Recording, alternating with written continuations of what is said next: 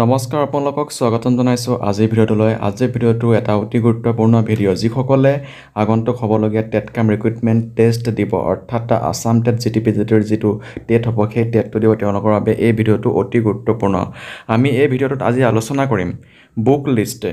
Important topics Assam TET cum recruitment টেষ্টৰ বাবে কোনকেইখন বুক অতি গুৰুত্বপূৰ্ণ অৰ্থাৎ কোনকেইটা টপিক অতি গুৰুত্বপূৰ্ণ, আপুনি কেনেকৈ পঢ়িলে টেটকাম ৰিক্ৰুইটমেণ্ট টেষ্টটো পাছ কৰিব লাগিব, লগতে আমাৰ অভিজ্ঞতাখিনি আপোনালোকৰ আগত আজিৰ ভিডিঅ'টোত আমি ক'ম।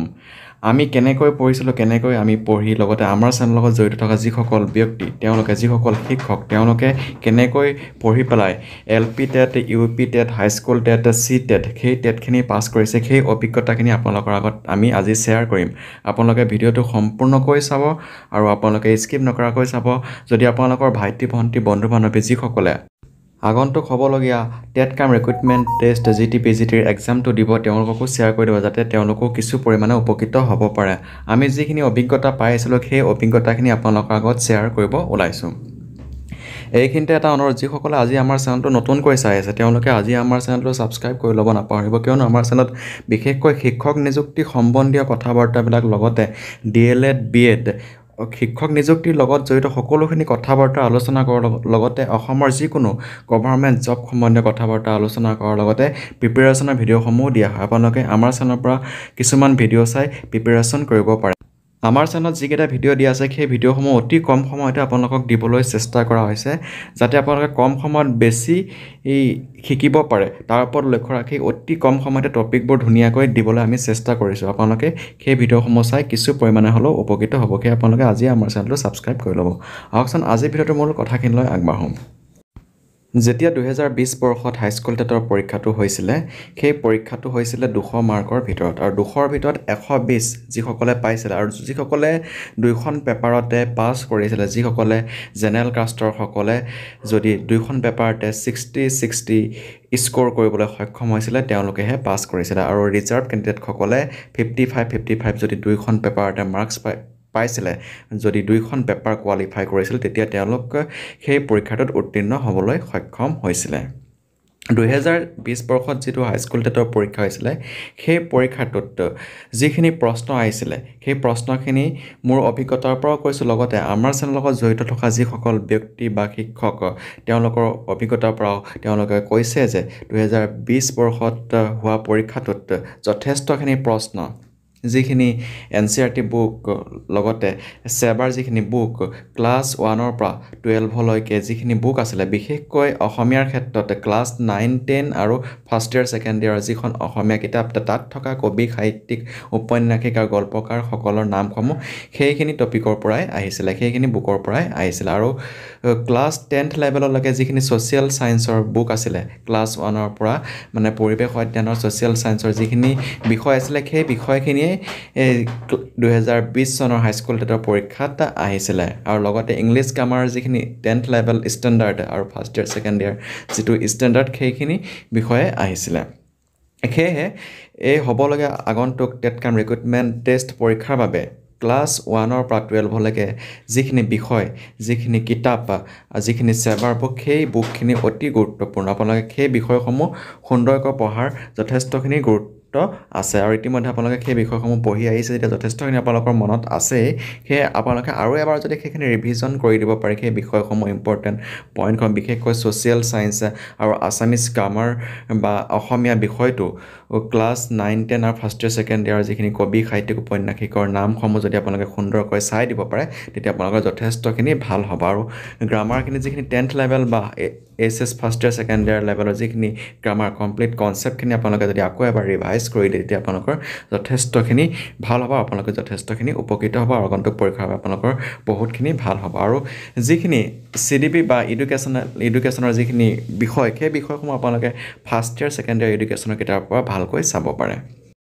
লগতে আপোনালোকে CDPৰ কাৰণে যিখিনি আপোনালোকে BEdত পঢ়ি আহিছিলে, লগতে হৈ থকা CTET পৰীক্ষাৰ কাৰণে আপোনালোকে যিখিনি পঢ়ি থাকে সেইখিনিও আপোনালোকে ধুনীয়াকৈ চাব পাৰে। আৰু ইউটিউব চেনেলৰ ক্ষেত্ৰত আপোনালোকে লেটছ লাৰ্ণ হিমাংশীৰ যিখিনি ভিডিঅ' সেইখিনি আপোনালোকে চাই কনচেপ্টখিনি ক্লিয়াৰ কৰিব পাৰে CDPৰ ক্ষেত্ৰত। আৰু অন্যান্য কিছুমান ইউটিউব চেনেল আপোনালোকে নিজে চাই ল'ব, সেইখিনি আপোনালোকে চাব পাৰে। আৰু জেনেৰেল নলেজৰ ক্ষেত্ৰত যিখিনি বেছিক জেনেৰেল নলেজ সেইখিনিৰ কাৰণে আপোনালোকে আমাৰ চেনেলৰ ভিডিঅ'সমূহ চাব পাৰে আমাৰ চেনেলত অতি কম সময়তে জেনেৰেল নলেজৰ কিছুমান ভিডিঅ' দিয়া আছে আৰু লগতে আমি আগন্তুক হ'বলগীয়া যিটো পৰীক্ষা টেটকাম ৰিক্ৰুইটমেণ্ট টেষ্টৰ বাবে যদি সময় হয় আমি ভিডিঅ' দিবলৈ চেষ্টা কৰিম আপোনালোকে সেইখিনি চাব পাৰে আৰু আমাৰ চেনেলতো যিখিনি হৈ যোৱা টেট পৰীক্ষাৰ ভিডিঅ'খিনি প্ৰিভিয়াছৰ পেপাৰখিনি দিয়া আছে আপোনালোকে সেইখিনি চাই এটা আইডিয়া ল'ব পাৰে বিশেষকৈ যিসকল নতুনকৈ টেট পৰীক্ষা দিব অসম টেটৰ পৰীক্ষা যিসকলে এইবাৰ নতুনকৈ দিব তেওঁলোকে আমাৰ চেনেলত দিয়া অসম টেটৰ LP UPৰ যিখিনি প্ৰিভিয়াছৰ পেপাৰ সেইখিনি আপোনালোকে চাব পাৰে এটা আইডিয়া ল'ব পাৰে লগতে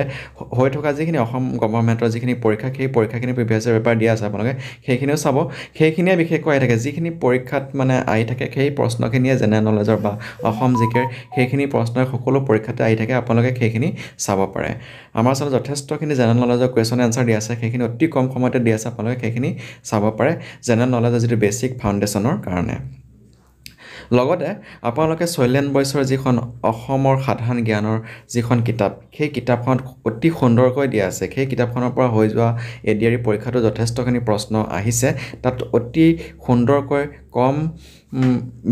কৈ ধুনীয়াকৈ বিষয়খিনি উপস্থাপন কৰা আছে আপোনালোকে সেই কিতাপখন ধুনীয়াকৈ চাব পাৰে আৰু আছাম এণ্ড ইটছ পিপলৰ কাৰণে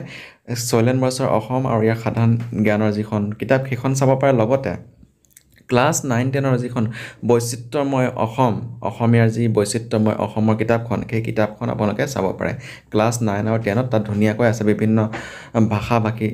জনগোষ্ঠীৰ বিষয়ে ধুনীয়াকৈ আছে আপোনালোকে সেইখিনি চাব আপোনালোকৰ বাবে অতি লাভদায়ক হ'ব লগতে আপোনালোকে আগতে দিয়া টেটসমূহৰ বাবে যিখিনি কিতাপ পঢ়িছিলে সেই কিতাপসমূহ আপোনালোকে এবাৰ পঢ়ি দিব যিহেতু সেইখিনি আপোনালোকে আগতে পঢ়ি থোৱা আছেই আপোনালোকে আকৌ এবাৰ ৰিভিজন কৰিলে আপোনালোকৰ ধুনীয়াকৈ মনত থাকি যাব আপোনালোকে গোটেইখিনি বিষয় ক্লাছ 1ৰ পৰা 12লৈ গোটেইখিনি বিষয় আপোনালোকে কভাৰ কৰিবলৈ চেষ্টা কৰিব তেতিয়া নিশ্চয় আপোনালোকে ভাল ফল পাব আৰু যেতিয়া আপোনালোকে এক্সামটো দিব এক্সাম দিয়াৰ যিটো সময় সেই সময়খিনি অতি গুৰুত্বপূৰ্ণ আপোনালোকে সেই সময়খিনি সঠিক ব্যৱহাৰ কৰিব পাৰিব লাগিব আৰু আপোনালোকে টাইম মেনেজমেণ্টটো কৰিব পাৰিব লাগিব টাইম মেনেজমেণ্টৰ ক্ষেত্ৰত আপোনালোক সতৰ্ক হ'ব লাগিব যাতে আপোনালোকে টাইমখিনি সুন্দৰকৈ কভাৰ কৰিব পাৰে আপোনালোকে সময়মতে যাতে সকলো প্ৰশ্ন উত্তৰ কৰিব পাৰে আৰু আপোনালোকে নাৰ্ভাছ নহ'ব যিখিনি জানে সুন্দৰকৈ আপোনালোকে কৰি আহিবলৈ চেষ্টা কৰিব আপোনালোকে যদি টাইম মেনেজমেণ্ট আৰু যদি আপোনালোকে সুন্দৰকৈ এটা ভাল মন লৈ পেলাই যদি পৰীক্ষাটো দিয়ে নিশ্চয় আপোনালোকে ফলাফল পাব আৰু আমি যিমানখিনি পৰীক্ষা দিছোঁ আৰু আমাৰ কেন্দ্ৰীয়সকলে যিমানখিনি পৰীক্ষা দিছে তেওঁলোক আমি আলোচনা কৰি গম পাইছোঁ যে তেওঁলোকে সঠিক সময়ত মানে সুন্দৰকৈ সকলো টাইম মেনেজমেণ্ট কৰি ধুনীয়াকৈ পৰীক্ষা দিছিলে সেইকাৰণে তেওঁলোক কোৱালিফাই হৈছে ইতিমধ্যে ময়ো মোৰ ক্ষেত্ৰতো কৈছোঁ মই যিখিনি পৰীক্ষাত কোৱালিফাইড হৈছিলোঁ সেই পৰীক্ষাসমূহত মোৰ সম্পূৰ্ণ টাইম মেনেজমেণ্ট হৈছে আমি সময়মতে গোটেইখিনি মই প্ৰশ্ন উত্তৰ কৰিছিলোঁ আৰু সেই পৰীক্ষাৰ সময়ত আমি ধুনীয়াকৈ কোৱালিফাইড হ'বলৈ সক্ষম হৈছিলোঁ সেয়ে আপোনালোকে ভয় নাখাব সুন্দৰকৈ পৰীক্ষাটো দিব আৰু আপোনালোকে যিসকলে এতিয়া প্ৰিপেৰেশ্যন কৰি আছে আপোনালোকে ধুনীয়াকৈ প্ৰিপেৰেশ্যন কৰি যাওক নিশ্চয় আপোনালোকে ভাল ফল পাবই ইয়াৰ পৰা আপোনালোকে অসমীয়াৰ বুক যিখন শান্তনু কৌশিকৰ অসমীয়াৰ বুক সেই বুকখনো আপোনালোকে চাব পাৰে যদি আপোনালোকৰ সময় আছে তাতো বহুত ধুনীয়াকৈ বিষয়সমূহ দিয়া আছে তাৰ পৰা যথেষ্টখিনি প্ৰশ্ন আহে তাত গোটেইখিনি বিষয় সামৰি ল'বলৈ তেওঁলোকে চেষ্টা কৰিছে সেয়ে অসমীয়াৰ বুক আৰু শৈলেন বৈছৰ যিখন অসমৰ সাধাৰণ জ্ঞানৰ যিখন বুক সেই দুখন বুক আপোনালোকে চাব পাৰে তাত বহুত ধুনীয়াকৈ বিষয়সমূহ দিয়া আছে লগতে লোচন জিকেৰ যিখন বুক পপুলাৰ বুক সকলোৱে জানেই আপোনালোকে সেইখন বুকো আপোনালোকে চাব পাৰে আপোনালোকে গোটেইখিনি বিষয় ধুনীয়াকৈ কভাৰ কৰিবলৈ চেষ্টা কৰিব বিশেষকৈ যিখিনি NCERT বুক বা সেবাৰ বুক ক্লাছ 1 to 12লৈকে সেইখিনি আপোনালোকে গোটেইখিনি চাবলৈ চেষ্টা কৰিব এয়া আছিল আজি ভিডিঅ'টোৰ কিছু কথা এনেকুৱা ধৰণৰ ভিডিঅ'সমূহ পাই থাকিবলৈ আজি আপোনালোকে আমাৰ চেনেলটো ছাবস্ক্ৰাইব কৰি ল'ব নাপাৰিব আমি আপোনালোকক যিমান পাৰোঁ আগন্তুক হ'বলৈকে টেটকাম ৰিক্ৰুইটমেণ্ট টেষ্টৰ বাবে সহায় কৰিবলৈ চেষ্টা কৰিম আৰু আমাৰ চেনেলটো আপোনালোকৰ বাবে ভিডিঅ' দিবলৈ চেষ্টা কৰিম আজিলৈ ভিডিঅ'টো ইমানতে সামৰিছোঁ ধন্যবাদ